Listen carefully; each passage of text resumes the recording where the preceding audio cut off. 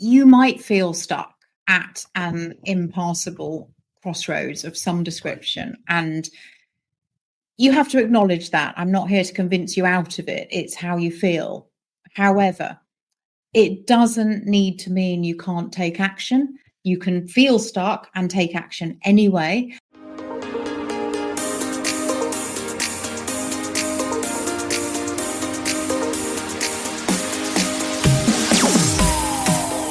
A mental health break. We're going live again. It's another week of doing this, so it's a lot of fun for me. This is a mental health break, and today we're joined by a familiar face. If you watch Writing with Authors, she came out with an incredible book, praised all over Forbes, everywhere, and her book is Unstuck, which went bestseller. And if you felt stuck in your life, she's going to have some personal antidotes. Mental health also carries over into her career, so we're going to talk a lot about that. But Helen, thank you so much for joining me on a second show. Oh, you're so welcome, Vincent. Happy to be here. Oh, and we always make it work across the pond, and we find time still here to go. But as I mentioned today, Helen is an absolute rock star with a bestseller. She has her practice, but it really, after talking with her, learned all the mental health overlaps. So we're going to get into all of that. But I first have to welcome everyone who's tuning in, viewing in, whether live or when the show is released. My name is Vincent A. Lancey, and I want to thank you for tuning in each week and helping make this show a top 5% global podcast. We cannot do it without courageous guests like Helen and amazing listeners like yourselves. Everyone, I always like starting with a little bit of a personal story before we dive into this. And I learned through connecting with Helen that becoming a new mother while navigating her career and facing a health hiccup, that wasn't easy. If you don't mind, let's revisit that point in time from wherever you feel comfortable. Yeah, there are 2 points in time, actually. I may as well just speak to both of them, because I suspect with the amount of listeners that you have, they'll be very relatable to different people for different reasons. The first one, I would call it, I guess, as a career crossroads. I had become pretty senior in my public relations career. I look back now and sort of think of that as a 20-year tour of duty in sort of global PR shops, always in London for me. But what happened at the junction of motherhood was my whole world shifted, and I really hadn't seen it coming. So I thought I was going to be one of those people that my career matters to me. It's my I feel absolutely defined by it at that time. This is me thinking. So I worked hard to sort of replace myself quickly and efficiently from the mothering so that I could juggle both and keep my career on track, which really didn't work at all, because what happened is I couldn't have seen coming this sort of very powerful pull to be present for my little one. And I became very aware of the reasons. My own mum had died when I was a teenager. And I know that shapes and influences you in so many different ways. And, and having the background in psychology as I do now, I understand that, experts would call it reinterpreting. What happens is we almost go through that grief again and again at different life stages as different experiences of it come into focus. So for me, becoming a mother myself made it sort of tragic all over again to think of what I'd missed out on, but it also put this onus on, what's most important here is being present. And I think if I unpack that more, perhaps there was some fear there about what if I sort of, disappear in a puff of smoke in the same way that my mother did. I will regret being focused on work. No one is going to put on my headstone, successfully won a pitch in, so-and-so year, or got great feedback from some client. It's not what life's about. But I didn't have that perspective until I did. So that was very uncomfortable, and I think led me into all sorts of mental health spirals. I think I want to say I sort of went round in circles having words with myself, because that kind of inner conflict isn't easy to navigate. And what happens, I think, for any of us when we are really torn and really conflicted, our identity feels like it's anchored over here, but our time is being forced to be spent over there. It's very uncomfortable. And it's one of the reasons why now in my work, I sort of say actually work-life balance is just not ambitious enough. We owe it to ourselves to be ambitious, to actually thrive. And that means tuning into what's most important, which is the process I went through to redesign my own career and what I now help people to do. The second sort of point in time was much more recent, about 5 years ago, where at this point I am now running a thriving coaching practice. It's sort of many years down the line. And what came to interrupt me this time was my own health hiccup. And it wasn't as serious as my own mother's life and death version, but it was very confronting, because I think you just don't really know how you experience these things until you have to. So that, again, it just puts everything, I think, in really clear focus.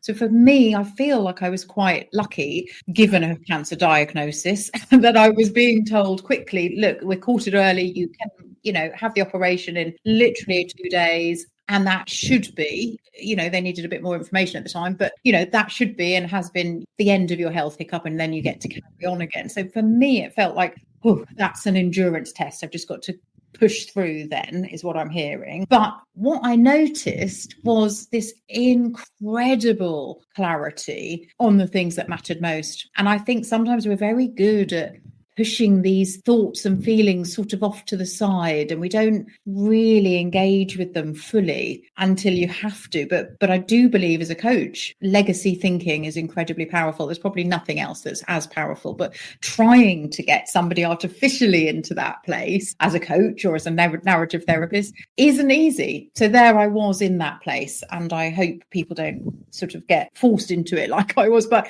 on the other hand, the thinking, that way of thinking, what do you want to stand for? What do you want to be remembered for? What really matters to you when push comes to shove was what I sort of took out of it. So yeah, there's my two sort of experiences of that. I'm putting in the show notes. Well, congratulations on how far you've come and all you've accomplished. I mean, losing a parent young couldn't have been easy. And you just having that warrior mindset where you're not looking at cancer as what the 99% or the masses will. You said, no, thanks. We're going to go ahead and we're going to beat this. So big congratulations to how far you've come. Now, it may not be related to that part of recovery, but with mental health recovery in this process, what were some things that you started to do to take care of your mental health, whether they were new or things you've been doing for years? Do you know, I think it's all about shortlisting, for want of a better word, the things that top up the tanks and being incredibly choiceful. I think mindful is a word that I find is so overused and a little bit misunderstood, but choiceful about what I would say yes to and no to protect my limited supply of energy was what I did. And, there's quite a few things that fit under that banner. It was very clearly focused around our little nuclear family that were undeniably the most important thing to me again. So you think about that career crossroads earlier on. It's not like I didn't know that. I sort of refreshed that, and it was just incredibly powerful. Yeah, I don't know how else to explain it. It was a pull that was so magnetic. I couldn't have ignored it or rationalized it away if I'd have tried. Not that I'd wanted to, but it was really interesting. And then the only other thing that really crept in was my other relationships. And what was so interesting was my client relationships. And I didn't disclose at the time because it felt like that would be too much about me. And actually I was able to, with some clever manipulations with the calendar over a couple of key weeks, I was able to sort of maintain my roster through that time. I did pull away from doing all the things it takes to fill my pipeline and get new clients, because that felt too much and the wrong way to make the effort. But those client conversations for an hour at a time, and they will never know, were like oxygen to me. And I think, again, we're circling this point about what's meaningful, what's purposeful, what replenishes the resilience tanks when they're in danger of running low. So it was just a sort of radical clarity, and I lived by it because it felt like it was like a spotlight. Everything else went dark. Those things stayed light. That was a clear north star. I love how you put that, recognizing when your tanks are running low, and not just recognizing, but acting on it, right? Being intentional. Something I'm doing that relates to what you said before is I've always been intentional with my breaks. I even have them time blocked in the mornings when I do that, or night before bed. But even enjoying life a little more, building entrepreneurship from really 2019. I started in 2015, wasn't really formal until 2019. Up until last year, it's been work 6-7 days a week, not full days because you burn out, but I was okay with that. And now I'm realizing that remember, there is more to life, right? There is other things going on, something more intentional. Saying, yeah, totally. And I get that. There is that saying, isn't there? It's sort of, are you going to work to live or live to work? And I think it's maybe not something you really evaluate or sort of interrogate your approach to until something happens. And maybe just feeling on the brink of burnout can be enough. And I hope it's enough, because there will be in time to sort of pull back for people. But you're right. It's about not just being aware. Awareness on its own doesn't actually, do anything, serve us. We need to act. I think the good news about that is we are the ones who are at choice always. We can always sort of find some small act of resistance to sort of protect ourselves enough. We can't change the circumstances. We certainly can't control other people, but we can put buffers in place. So I'm back to talking about topping up the resilience levels, aren't I? But I think that's, hugely important for everybody, for anybody. It's just a myth I would love to bust, that anyone is immune to this stuff. We need to feel our feelings, but also learn the tools to navigate and keep moving through, knowing that they all pass in time, so long as we do. I appreciate you sharing some of the tools that work for you. I try to stress this every show.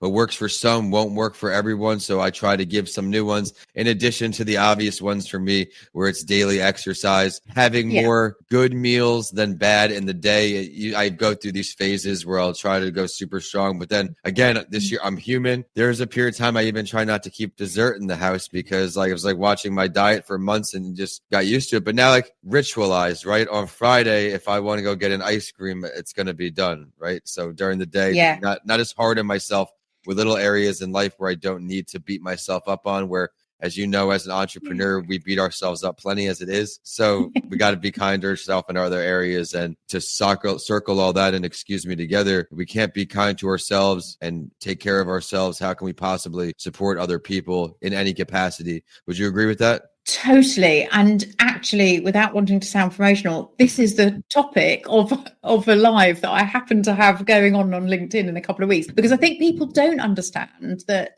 Certainly, for me, I'm all about helping seasoned professionals and leaders. It's in that career space, isn't it? But, people don't think self-compassion and self-kindness sort of really has a place. I mean, it's a bit borderline whether people understand emotional intelligence and feelings generally have a place. But self-kindness absolutely is your fastest way to repair after a setback, after, any kind of little fail, whether it's just not going to the gym or eating the donut or whatever it is. It can be small things, big things.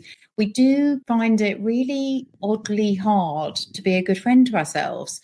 But actually, that is the secret sauce to success. And I think that perfectionism you mentioned earlier as an entrepreneur, and definitely for career professionals as well, is push ourselves, don't we, to sort of to attain, to achieve. But the problem with self-esteem is you're only ever going to be as good as your last achievement. And if you worked on the self-compassion track instead, even with a fail, you'd be saying, well, so it happened. It's happening. It's all, that's life, but it's in the past. What can you take away? What would you do another time? What does that tell you matters? And then you can sort of readjust. So Absolutely. Yes, Incredible. with bells on, I agree. Incredible advice. And now talking about taking care of ourselves and making ourselves happy. This is something that makes me happy. I have a feeling it does for you too. You have this best-selling book we started with, Unstuck. I found and still do find writing very therapeutic, where I get in my zone, where when I have it time blocked or however that monthly writing goals or styles are, I just get in there and my mind's off everything. Were there any mental health benefits for you as well? Oh, totally. It was, I've said a few times, it was sort of therapeutic to get that book out of my head and onto paper, let alone into the world. I think because for me, that process, it was a sort of a formula of career redesign. So for me, that process was something that I'd been baking for about a decade. And It was really rich with lots of different people and coaching relationships, but also my own career redesign. So that's, I think, probably the core of why it was so therapeutic, because it's sort of full circle.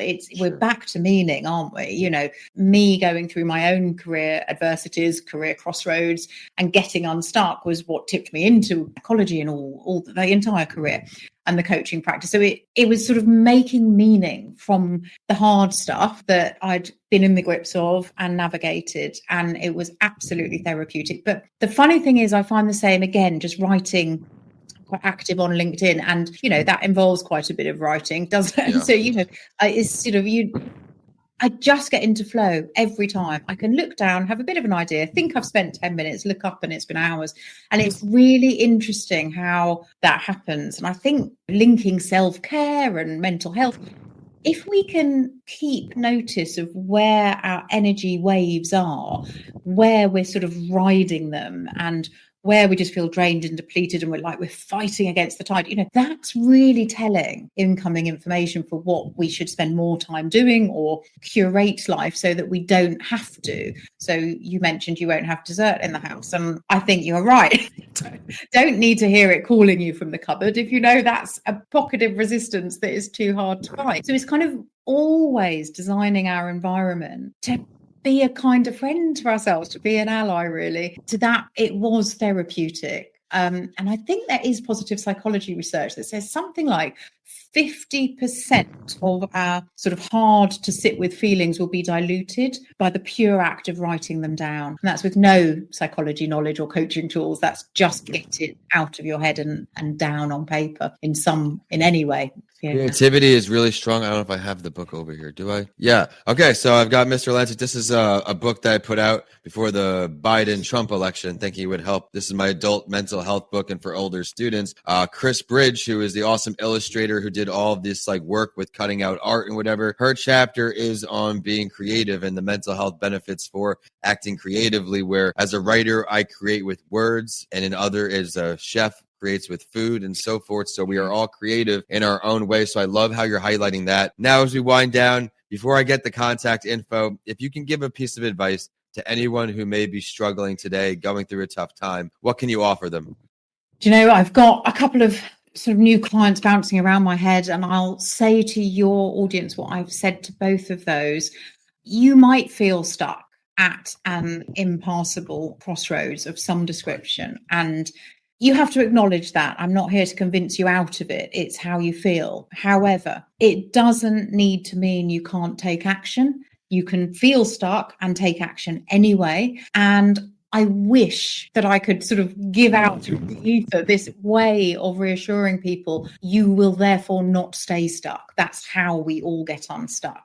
We try. And that's it. You got to try, show up for yourself. The hardest thing to do is showing up. And once you're there, you're in the room, you can make it happen. Think of it as like exercising, right? Where, I don't want to go to the gym. I don't want to go for a run. And then once you're there, you're going to do it, right? You're going to get it done. So show up for yourself. Helen, this has been an amazing episode. Everyone, if you missed her Writing with Authors testimonial, they're shorter episodes, but they go right into the book, some tips, why you should add it to your queue. I'll have it in the episode description. Helen, where can we find you online? You mentioned you're active on LinkedIn. Where can we get the book as well? Yes, LinkedIn is, I would love to connect with as many people who feel like sort of staying in touch. My website is probably the easiest place to find the book, actually. And the reason I say that is www.helenhanison.com is I've just put together a bunch of sort of quite special offers, but they're only there. So don't go elsewhere. Go to helenhanison.com and sort of find that. But I can give you links for all this to make it easy for people. Everyone, as always, on the vincentalancy.com page. If you forget her info now, go there when her show's live. I'll have her website, the show, and all of that good stuff so you can be sure to support. I appreciate you being kind and offering those resources. I know how much time it takes behind the scenes to put out a free resource or two. And as you try to put out more free resources, of course, eventually people are going to be thinking of you as that trusted resource. So keep up the great work. Again, congratulations on how far you've come, overcoming adversity every step of the way, and now inspiring everyone across the world. My name is Vincent A. Lancy, and this is a mental health break. Check out all of the courageous mental health champions at amentalhealthbreak.com. Like, subscribe. let our guests know how she did today. Vincent A. Lancy is my website at vincentalancy.com, Vincent A. Lancy social media. And one shout out for our show partners. John Ford has his new empathy card set, a new empathy app. Be sure to go check him out, johnford.com, and comingalivepodcastproduction.com. With that, we're signing off today from across the pond. Helen, thank you so much. You're ever so welcome. Thanks for having me.